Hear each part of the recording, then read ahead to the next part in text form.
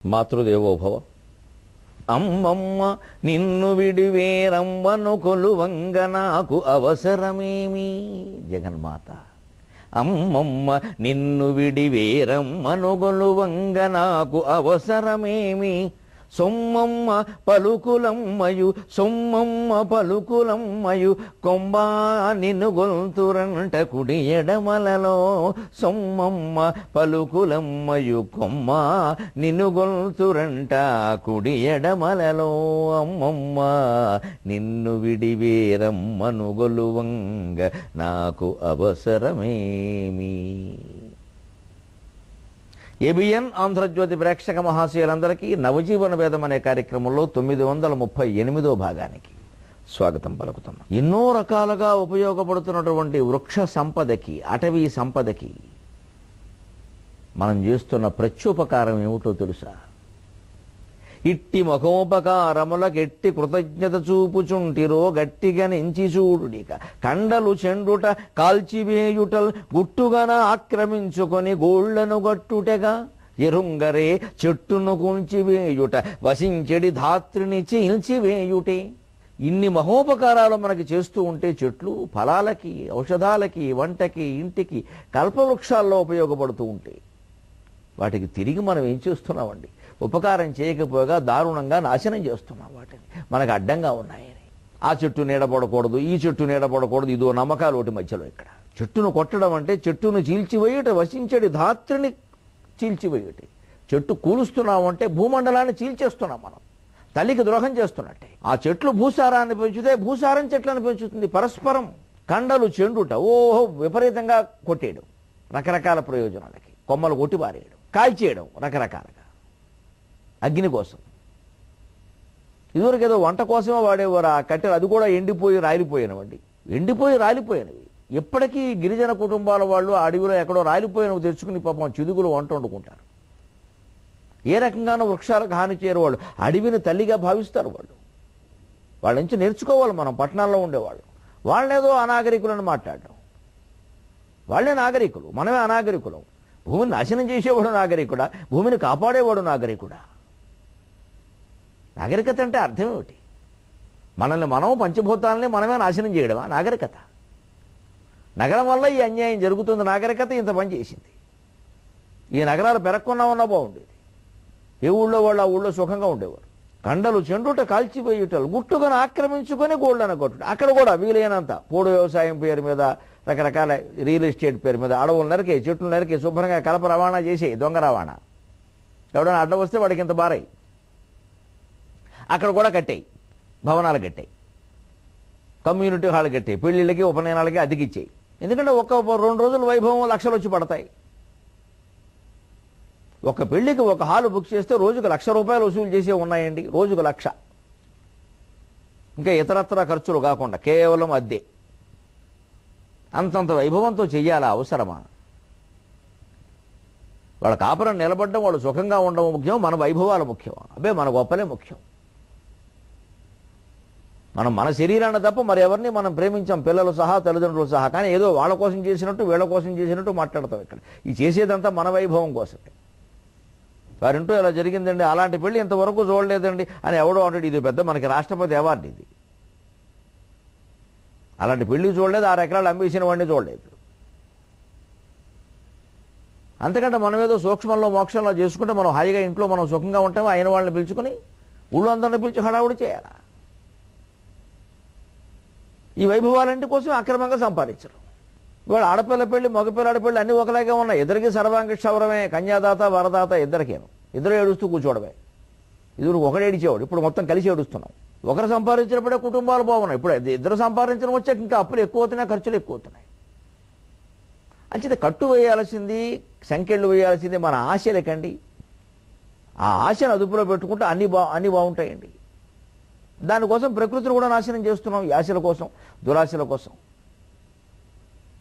చెట్టును కూల్చివేయుట, వసించడి ధాత్రిని చీల్చివేయుట. ఎరుంగరే గుట్టుగా ఆక్రమించుకొని గూళ్ళు కడతారా అపార్ట్మెంట్లు, అడవులు నాశనం చేసి. అక్కడ ప్రశాంత ప్రదేశం ఉండడం, ప్రకృతి ఉండడం, ఇంక మమ్మల్ని మించిన వాడు ఎవడు లేడు ఉండడం. ఎవరి చేతో ప్రకటనలు ఇప్పించడం, ఇక్కడ భూములు కొనండి, ఇక్కడ భూములు కొనండి అని. వాడు ఎవడో చెప్పాడు కదా అని మనం కొంటాం. తీరా ఏదైనా మోసం జరిగితే ఈ చెప్పిన వాళ్ళు ఎవరో కనపడరు. మేము అలాగే చెబుతామండి, మిమ్మల్ని నమ్మమని చెప్పామా అంటారు చాలా తెలివిగా. అమాయకులు ఎవరంటే ప్రజలే. సెలబ్రిటీలు ఎప్పుడు గొప్పవాళ్లే, వాళ్ళు చాలా తెలివిగా తప్పించేసుకుంటారు.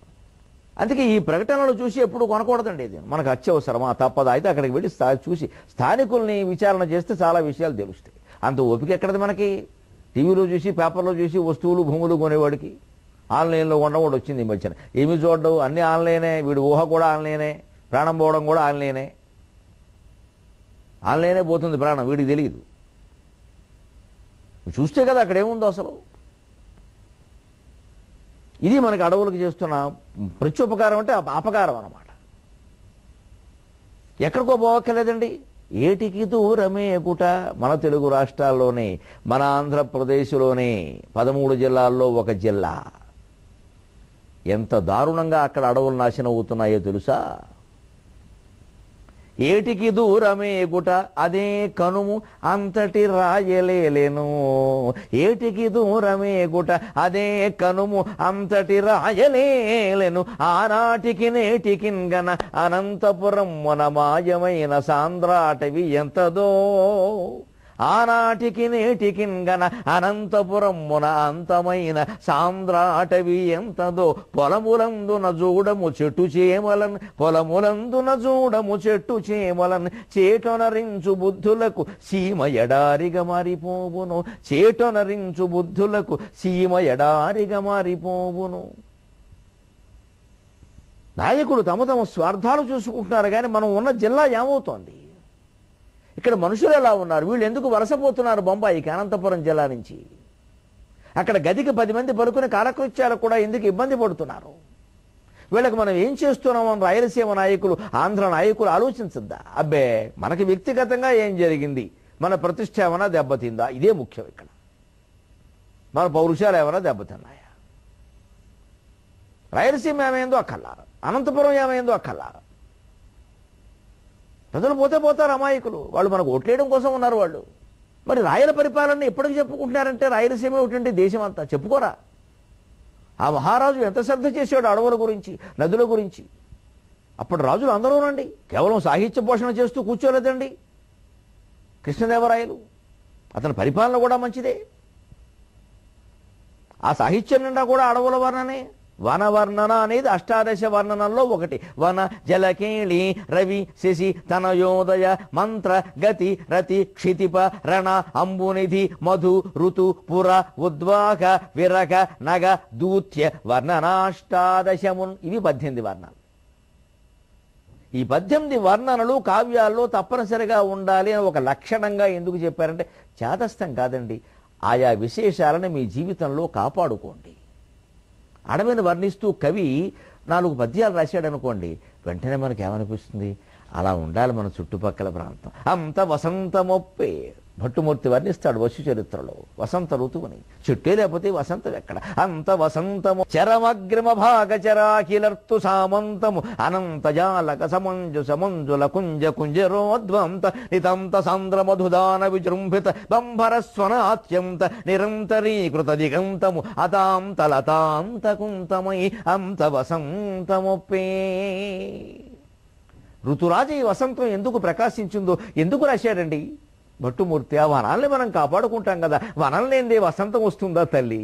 వసంతం లేనిదే కోకిలు వస్తుందా? మన కాకులు బతికి మిగిలే మనకి మన బతుక్కి అవి లేకుండా చేస్తున్నాం. వనం లేనిదే వసంతం వస్తుందా? వసంతం లేనిదే కోకిలు వస్తుందా? కోకిల పాటను కవి వర్ణించాడు అంటే విరకాలు వర్ణించారు అని మాట్లాడతారేటండి దిక్కుమాలిన మనుషులు. కోకిల్ని వర్ణించారంటే వసంతాన్ని కాపాడుకోమని, వసంతాన్ని వర్ణించారంటే అడవిని కాపాడుకోమని, అడవిని కాపాడుకోమంటే నీ జీవితాన్ని కాపాడుకోమని. అందుకోసం మన కవులు వర్ణనలు చేశారు. ప్రాచీన కవుల్ని అర్థం చేసుకోవాల్సిన విధానం అది. మనకి చేత కాదు దిక్కుమాలిన మొక్కలు రాస్తాం. ఇక్కడ 2 మొక్కలు 3 మొక్కలు ఎక్కడ? అప్పడాలు ఒడియాల కవిత్వాలు రాసి నాశనం చేశారు మొత్తం సాహిత్యం. ఈ రాసేవాళ్ళు రాయకుండా పూర్వం చదువుకున్నా బాగుండేది, జాతి బాగుపడేది. వీళ్ళు రాసేవాళ్ళు ఎక్కువ పెరిగారు, చదివేవాళ్ళు లేరు. ఇక్కడ ఎందుకు వర్ణనలు చేశారు? వాటిని మనం కాపాడుకుంటామని. జలకేళి వర్ణిస్తే సరదా అండి. జలం లేకపోతే జలకేళి ఎక్కడ? ఇవాళ ఏ సరస్సులైనా 4 వెళ్ళి జలకేళి చేయడానికి ఉందా? వాల్మీకి ఉత్తరాఖండ్లో సీతారాముల జలక్రీడ కూడా వర్ణించాడే. అంటే ఎక్కడ సరస్సులు లేకుండా జలక్రీడ ఎలా ఉంటుందండి? క్షణం విరామంలో భార్యాభర్త కలిసి ఆ జలకాలాడటం ఎలా ఉంటుందో విహారం చేద్దామండి. ఉత్తరాఖండలో వన విహారం అయ్యాక, జలక్రీడ అయ్యాక సీతాదేవి రాముడు ఒళ్ళో పడుకుని ఉండగా, సీత గర్భిణీ ఉన్నావు, నీకు కావలసింది ఏమిటో కోరు ఉంటే, నాకు మునిసీమ వనసీమ చూడాలనుంది స్వామి అంటుంది. ఒక మహారాణి ఈ దేశంలో కోరిన కోరికండి, వనసీమలు బాగుండాలి, మునిసీమలు బాగుండాలని. పర్యావరణం పట్ల శ్రద్ధ అంటే అదేనమ్మా. ఆ తల్లి కోరిన కోరిక. దానికే ఉంది, రేపే పంపిస్తానన్నాడు. విచిత్రంగా ఆ రాత్రే జరగకుండావన్నీ జరిగిపోయి. దీంట్లో భౌతికత ఏమిటి? మహారాణులు మహారాజులైనా సరే అడవులని జలాలని కాపాడే ప్రయత్నం చేయండి, ఇది భౌతిక ప్రయోజనం. తాత్వికమైన మర్మం ఏమిటో తెలుసా? మీ వన విహారాలు జలక్రీడలు శాశ్వతాలో కాదో చెప్పలేం. తెల్లారైతే కలిసి నీళ్లు ముంచేస్తాయి, అడవులు ముంచేస్తాయి. ఆ అడవులే నీకు దిక్కవుతాయమ్మా సీతమ్మ, ఎందుకు కోరావు తల్లి? ఇది తాత్వికత. ఎప్పుడూ వన విహారాలు జలక్రీడల్లాగే జీవితం ఉంటుందని అనుకోవద్దు. ఆ అడవులు సరదాగా చూడడానికి బాగుంటే మాకు ఉండాలంటే చాలా కష్టం. అది పరిస్థితి వచ్చింది ఆ ఇళ్ళకి. ఇదేదో విహారం సుఖం అనుకోకండి, దుఃఖం రాబోతోంది. ఆమెను కోరిన కోరిక కొంపమొచ్చింది. మన్నాడే తీరుస్తానన్నాడు ఆయన. మామూలుగా రాత్రే వచ్చేసింది కబురు, మన్నాడు తీర్చాల్సి వచ్చింది ఇంకో రకంగా. ఇంత ఆశ్చర్యకరమైన జీవిత చిత్రాన్ని మొత్తం భౌతికంగా మానసికంగా తాత్వికంగా మన ముందుంచిన ఆ వాల్మీకి అనే మహాకవి కనబడితే జీవితానికి గంటకంటే అదృష్టం ఉందా? పేజీ పేజీకి దండం పెడితే తప్పేదనా ఉందా అండి వాల్మీకి రామాయణానికి? పేజీ పేజీకి ఆ పని చేసేస్తాం చాలా తేలిక. ఇప్పుడు నేను చెప్పాను కాబట్టి గరికపాటి వారు చెప్పారమ్మా, పేజీ పేజీకి పసుపు రాసేద్దాం. వద్దమ్మా, అడవుల్ని కాపాడండి, నీళ్లను కాపాడండి, కష్టాలకు తట్టుకోండి, అది నేను కోరేది. పుస్తకాలను పూజించడం కాదమ్మా, పుస్తకాలను ఆచరణలో పెట్టాలి. పూజించడానికి మనం అంతా తయారే. 10 కేజీలు పసుపు కొన్న దాని నిండా పురుగులు, పసుపులో కల్తీ. వెంటనే పూజిస్తాం రామాయణాన్ని, పలకమే పెట్టి ఊరేగిస్తాం, దాంట్లో చెప్పించి చెయ్యం. ఈ ధోరణి మారాల్సింది. అక్కడ ఆలోచన విధానం మారాలి. ఆరాధన కాదు నేను కోరుకునేది. ఆరాధన ఇప్పటికే చాలా ఉంది, మనం చేయక్కర్లా. అసలు ఆరాధన అంటే ఆచరణే, రాత్రులు బాధనే. ఆరాధనలో బాధ పెట్టడం కూడా ఉంది. ఆ ధాతువుగా అర్థం ఎందుకు పెట్టారో కానీ మనం ఆరాధన పేరు మీద బాధ పెడుతున్నాం, ఆచరించడం మానేసి. పుస్తకాలు పంచిపెట్టాం, పూజించాం, పసుపు రాశాం, ఇదే లెక్క. అంతటి రాయలేలను ఆనాటికి నేటికి కనుము. అనంతపురమున అంతమైన సాంద్రాటవి ఎంతదో. ఒక్క అనంతపురం జిల్లాలోనే ఎన్ని వేల ఎకరాల అడవి ఏటేటా నాశనమైపోతుందో. ఈ కళ్ళు వాటిని గమనిస్తున్నాయి, ఆ కళ్ళు గమనిస్తున్నాయి, రోకళ్ళు గమనిస్తున్నాయి. ఏ కళ్ళు గమనించట్లేదండి నాయకుల కళ్ళు. ఓట్ల కోసం మాత్రమే మన గిరిజనులు గుర్తొస్తారు, మిగిలినప్పుడు గుర్తురారు. ఏటికి దూరం ఏకుటని చెబుతున్న సముద్రం ఏమయ్యా? ఎక్కడెక్కడో ఫిలిప్పైన్స్, ఆస్ట్రేలియా అడవులు గొడవలు ఎందుకయ్యా? మీ ఊళ్ళో చూసుకుంటాయా? మీ ఆంధ్రదేశంలో జరుగుతున్న అన్యాయం అదే కనుము. అంతటి రాయలేలను, ఆ రాయలేలని సీమ కాబట్టే రాయలసీమ అంటున్నారు కదయ్యా. ఇప్పటికీ రాయలసీమ విశేషాలు చెప్పడానికి పద్యాలు సరిపోతాయా? అవధానం ములగ ఆటపట్టు, శిలలో అందాలకై పట్టుబట్టు. రాయలసీమ పేరు చెబితే మాకు ఒళ్ళు పులకరిస్తుందండి. మా పుట్టపర్తి నారాయణాచార్యులు గారి కారణంగా, అనేక కారణాలుగా. ఆ మహానుభావుడు అక్కడ పుట్టాడు. మా పుట్టపర్తి వారి కారణంగా మా అందరి ఒళ్ళు పుట్టలైపోతాయండి ఒక్కసారి. రాయలసీమ అనగానే నాకు ఆ మహానుభావుడు గుర్తొస్తాడు. జ్ఞానపీఠం జారిపోయిన మహానుభావుడు. ఎంతమందిని గౌరవించుకోలేకుండా నిర్దాక్షిణ్యంగా కాల్చిపారేశామండి, స్వర్గానికి పంపేశాము. ఆయనకి జ్ఞానపీఠం ఇచ్చుకోలేకపోయామే. మన జాతి ఒక జాత. 14 భాషల్లో పండితుడు ఆ మహానుభావుడు. అవధానం ములగాటపట్టు, శిరలో అందాలకై పట్టుపట్టు, విశేషంబగు సంప్రదాయముల కట్టున్ బొట్టు, లోగుట్టును శివతండూపరి నాట్య కావ్య రచన శ్రీకింటి పట్టు. శివతండూపరి నాట్య కావ్య రచన శ్రీకి ఇంటి పట్టు. ఇంక చెప్ప వృధా రాయలసీమ వైభవము చెప్పన్ పద్యముల్ సాలునే. రాయలసీమ వైభవము చెప్పన్ పద్యముల్ సాలునే. ఎంత గొప్ప అవధానులు పుట్టారండి రాయలసీమలో. మా సుబ్బన్న గారిని తలుచుకుంటే ఒళ్ళు ఎంతో పులకరించిపోతుందమ్మా. ఎంత మహానుభావుడు. నిన్నగాక మొన్న స్వర్గస్థుడయ్యాడు. మొదటి నుంచి గడియారం కవులు, దుర్భాగ కవులు, ఎటువంటి అవధానాలు. ఇప్పటికి మా రామారెడ్డి గారు.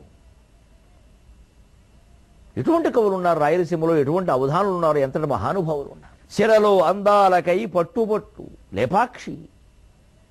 ఆ శిల్పం అలా కుదిరే వరకు వదలరండి. రెయింబవులు శ్రమించారండి, ప్రాణత్యాగాలు చేశారు రాయలసీమ శిల్పులు. విశేషం బగు సంప్రదాయముల కట్టుబొట్టు. ఇప్పటికీ సాహిత్య సంప్రదాయాలు, సంగీత సంప్రదాయాలు రాయలసీమలో కాపాడబడుతున్నాయండి. పట్టుబడతారండి వాళ్ళు. అవధానం అలా కాదండి, ఇలా చేయాలని చెబుతారండి. చేసే వరకు ఒప్పుకోరండి. పట్టుబట్టి ఎందుకు ఆ సంప్రదాయాలు కాపాడాలి. తేలిగ్గా చేసేస్తే అలాగా లోగొట్టు. అసలు ఇంక మనుషులు బయటపడరండి బాబు, వీళ్ళు బంగారం కానీ చాలా లోగొట్టు. అన్నిటికంటే గొప్పది మా పుట్టపర్తి వారు. శివ తండూపరి నాట్య కావ్య రచనా శ్రీకి ఇంటి పట్టు. ఈ వకార ప్రాసతో ఆయన పేరు ఎలా రప్పించాలో తెలియక ఇంత యాత్ర పడ్డ.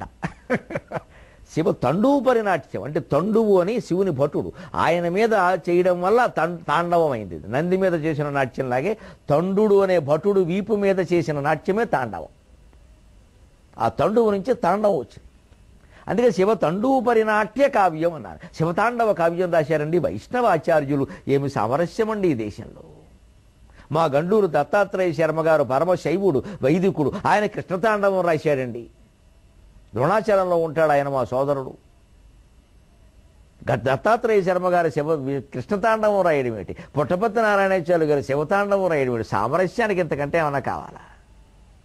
శివ తండూపరి నాట్య కావ్య రచనా శ్రేకి ఇంటి పట్టు. ఇంకా చెప్ప వృధా రాయలసీమ వైభవము చెప్పను పద్యములు చాలునే అన్నాను నేను ఒళ్ళు పులకించిపోయి ఒక అవధానంలో. ఒక్క రాయలసీమలో అడవులు నాశడమేనా? మన దగ్గర ఎక్కడైనా చెట్టు కనపడుతున్నాయా నగరాల్లో? హరితోద్యానములైన పట్టణములాగా నేడు సిమ్మెంటు కంకరలన్ నిండియు ప్రాణవాయువులకును గోరీలు గట్టించు. హరితోద్యానములైన పట్టణములాగా నేడు సిమ్మెంటు కంకరలన్నిండియు ప్రాణవాయువులకును కట్టించు గోరీలు.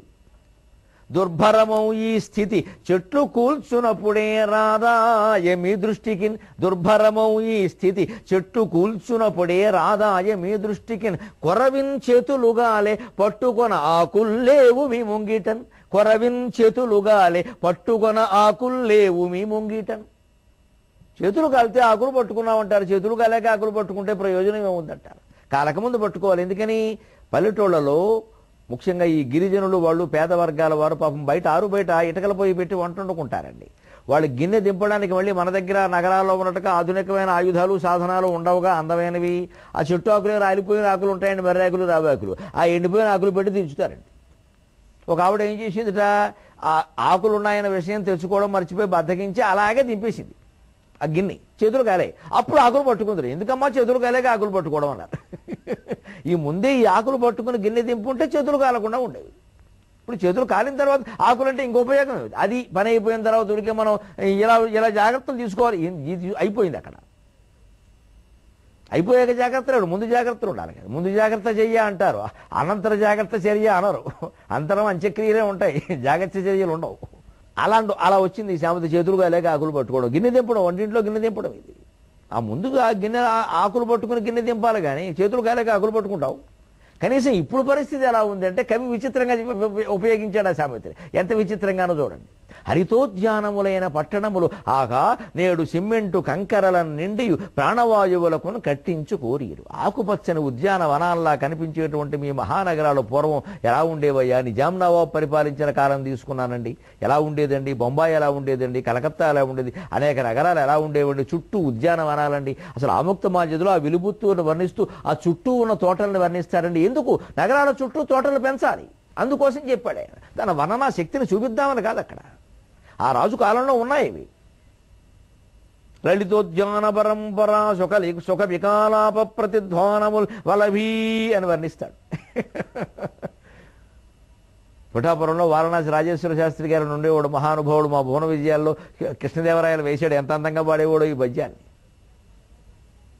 అవి అలా వనాలు పెంచాలని అర్థం అండి. వర్ణన అందుకోసం చేశారండి, కవితాశక్తి కోసం కాదండి, ప్రపంచం బాగుండాలని. అదంతా సామాజిక అభ్యుదయమేనండి. ప్రాచీన కావ్యాల్లో అభ్యుదయం ఎలా అంటే అజ్ఞానం. ఇదంతా అజ్ఞానంగా అభ్యుదయం కాదు. వనాలు పెంచండి. జలక్రియలను వర్ణించారంటే జలాలు జాగ్రత్తగా చూసుకోండి, జల సంరక్షణ.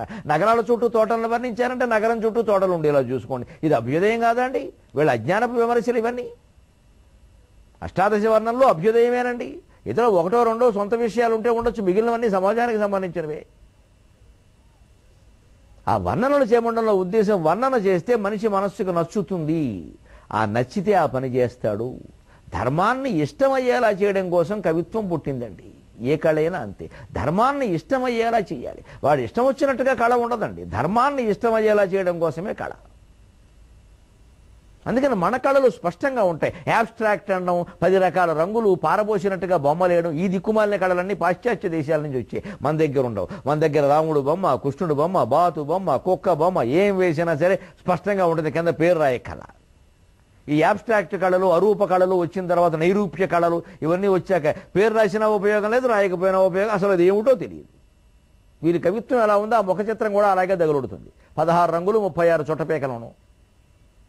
ఏం వేస్తాడో తెలియదా బొమ్మ, అది అర్థం కాదు. వీరి కవిత్వం కూడా అర్థం కాదు. ఇదివరకు అలా కాదు. వెంకటేశ్వర స్వామి మీద శతకం రాస్తే వెంకటేశ్వర స్వామి బొమ్మ ఉంటుంది ఖచ్చితంగా. చాలు వెంకటేశ్వర స్వామిలో దండం పెట్టుకో. పద్యాలు అర్థం కాకపోయినా దేవుడైనా కనబడతాడు. అది లేదు, ఇది లేదు, ఏం బొమ్మ వేస్తాడో తెలియదు, ఏం రాస్తాడో తెలియదు. దీనికి ఒక పెద్ద కళ అన్నావు. ఏమిటి కళ? నా తలకాయ అవి ఇవి కలిపేసి కళ ఏమిటండి? అన్నం తినడం చేతకైన వాడు ఎవడో ముందు పప్పు, తర్వాత కూర, తర్వాత పచ్చడి కలపాలి. అందుకని పప్పు కలిపేసి అందులో కూర కలిపేసి అందులో పచ్చడి కూడా కలిపేసి మజ్జిగ కూడా ఇంత విషం కూడా పోసే కూడా వదిలిపోతుంది. ఇంకేం తింటావు? ఈ కళగలుపు కళ్ళలో పనికిరావండి. మన ప్రాచీన కళలు అటువంటివి కావు. అందుకని చెబుతున్నాడు ప్రత్యేకంగా. ఎంత గొప్ప వన సంపదను నాశనం చేశారు, అటవీ సంపదను నాశనం చేశారు. హరితోద్యానములైన పట్టణములు ఆగా సిమెంటు కంకరలను నుండి ప్రాణవాయువులకు కట్టించు గోరీలు. ఎక్కడికక్కడ మొత్తం అపార్ట్మెంట్ పక్కనే అపార్ట్మెంట్, ఒక అపార్ట్మెంట్ 20 అపార్ట్మెంట్ కలిపి భవనం, దాని పక్కనది దీని పక్కనది దీని పక్కనది. నీళ్ళు ఎక్కడవి? మొత్తం ఆక్సిజన్ గోరీలు కడుతున్నారు. అందరూ వదిలిపెట్టే ఈ అపాన వాయువుల కారణంగా, ఈ కార్బన్ బొగ్గు పులుసు వాయువు కారణంగా నీరసాలు నిట్టూర్పులు మిగిలాయి, ప్రాణవాయువులు పోయాయి. దుర్భరమవు ఈ స్థితి చెట్లు కూల్చినప్పుడే రాదాయం మీ దృష్టికని. ఈ అపార్ట్మెంట్లకు అడ్డం కోసం పక్కన ఉండే చింత చెట్టు, రావి చెట్టు, మర్రి చెట్టు అన్ని కూల్చి పారేస్తున్నారు. అడ్డంగా ఉంది, అడ్డంగా ఉంది, అడ్డంగా ఉంది. వెళ్తురు రావట్లే. మరి గాలి కూడా రావట్లేదు ఇప్పుడు. గాలి ఏమాత్రమైనా బయట వీస్తే, చెట్ల ఆకులు వీస్తే, చెట్ల ఆకుల ద్వారా వచ్చే గాలి ఎక్కువ. మరి చెట్టే లేకుండా చేస్తే గాలి ఎలా వస్తుంది? అందుకే ఉంటుంది సముద్రం ఒళ్ళు మండి కొరవెన్ కేతులు గారే. మీరు ఈ పర్యావరణాన్ని నాశనం చేయడమనే మీ ఆలోచన కారణంగా కొరవతో చేతులు కాల్చుకున్నారయ్యా. పట్టుకున్న ఆకులు లేవు మీ ముంగిట. ఆ పూర్వకాలం వాళ్ళనే కనీసం తర్వాతైనా ఆకులు పట్టుకున్నారు. ఇప్పుడు మీరు ఆకులు పట్టుకుందామని బయటకెడితే చెట్లు ఉంటాయి, ఆకులు ఉండడానికి. ఇది మనం తెచ్చుకున్న పరిస్థితి. కానీ మన ప్రాచీన సంస్కృతి అలా చెప్పలేదే. వినాయక చవితిలో 21 పత్రాల పూజ ఎందుకు చెప్పారండి? 21 పత్రముల ఈశ్వరపుత్రుని పూజ చేయుటను పరమ రహస్యము. ఈ ప్రకృతి పవన భవనయే కదా విషజ్వరములు వింత వ్యాధుల నివారణకి ఎవి కల్పవృక్షములు ఇరుగు పొరుంగున కలప వృక్షములేనియు కనరావుగా. 21 పత్రాలు ఏదో ఉత్తరాయణి వాడమంటారు వినాయకుడు పూజలు, దత్తూర పత్రం వాడమంటారు, కదంబ పత్రం వాడమంటారు. అవన్నీ వైద్యానికి పనికొచ్చేవనండి. మొత్తం అన్ని 21 రకాలు ఏ రకంగా వైద్యానికి పనికొస్తాయో ప్రతి వినాయక చవితి పండుగ నాడు ఆంధ్రజ్యోతి సహా అన్ని పత్రికల వాళ్ళు రాస్తున్నారు. మనం ఏం చూస్తున్నాం? ఈ పత్రం వాడితే పుణ్యం చూస్తాం ఏంటండి, ఆరోగ్యం చూడడం మానేసి. శివాలయంలో మారేడాకులు వాడమంటారు. మారేడు పత్రం ఇష్టం. ఎందుకు ఇష్టం? ఇష్టాలు జీవుడికి ఉంటాయి, దేవుడికి ఎందుకు ఉంటాయి? అజ్ఞానం. శివుడికి ఇష్టమేమిటండి? ప్రతిదీ ఇష్టమే. ఇష్టమని ఎందుకన్నారు అంటే శివుడు గుళ్ళో నీళ్లు ఉంటాయి, చెమ్మ ఉంటుంది అభిషేకం కారణంగా. మారేడాకులు ఆ చెమ్మ మీద వేస్తే ఆ చెమ్మ హరిస్తాయి మారేడాకులు. అప్పుడు విగ్రహం బాగుంటుంది, గుడి బాగుంటుంది, గర్భగుడి బాగుంటుంది. మన ఇళ్లలో కూడా ఎక్కడైనా నీళ్లు కట్టుకుని అలా పేరుకుపోయి ఉంటే అక్కడ 4 మారేడాకులు వేస్తే ఆ చెమ్మ హరిస్తుంది. మనం ఏం చేస్తాం? పవిత్రం అమ్మ వేయకూడదని మానేసి ఆ కుళ్ళు భరిస్తూ ఉంటాం. ఇక్కడ అసలు ప్రయోజనాలు మర్చిపోయాం, అనవసరపు ఆరాధనలు మొదలెట్టాం. అది ఎందుకు చెప్పారో వదిలేశాం. సెలవు.